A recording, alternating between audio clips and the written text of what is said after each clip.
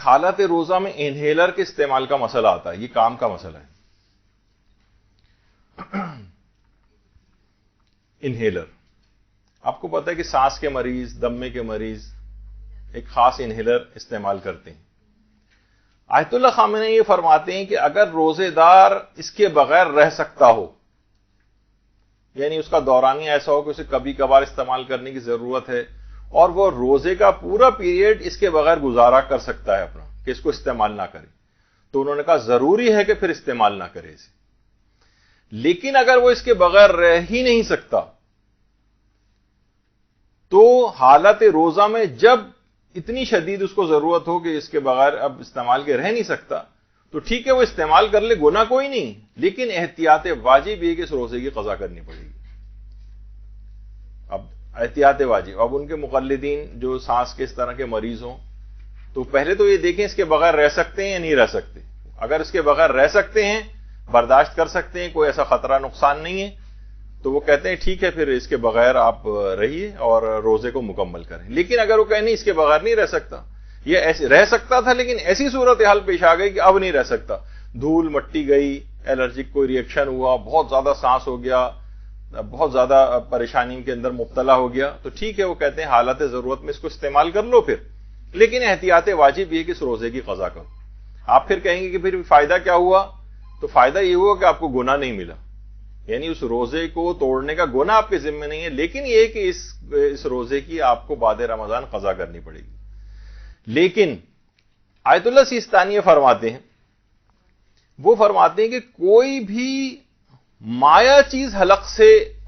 اگر نیچے نہیں اتر رہی ہے، صرف گیس کی صورت میں، عام طور پہ یہ ہوتا ہے کہ جیسے ہی وہ اسپرے ہوتا ہے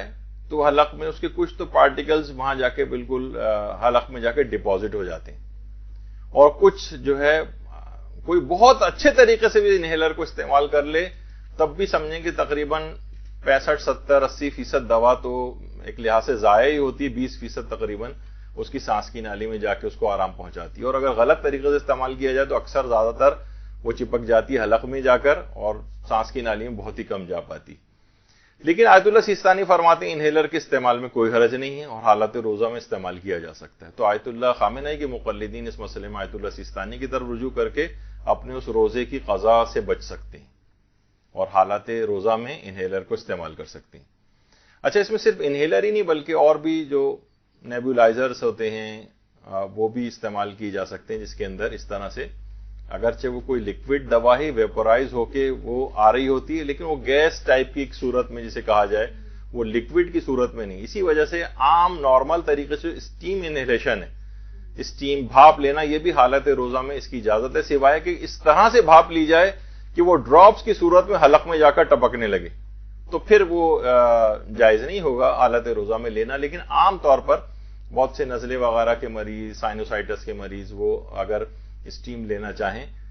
اور یہ والی صورتحال نہ ہو قطرے کی صورت میں حلق میں گرنے کی، تو پھر ان کو حالت روزہ میں اسٹیم لینے کی بھی اجازت ہے۔ تو بہرحال لیکن آیت اللہ خامنئی یہ فرماتے ہیں کہ استھما کے لیے جو یا ایزما کے لیے جو انہیلر وغیرہ استعمال ہوتا ہے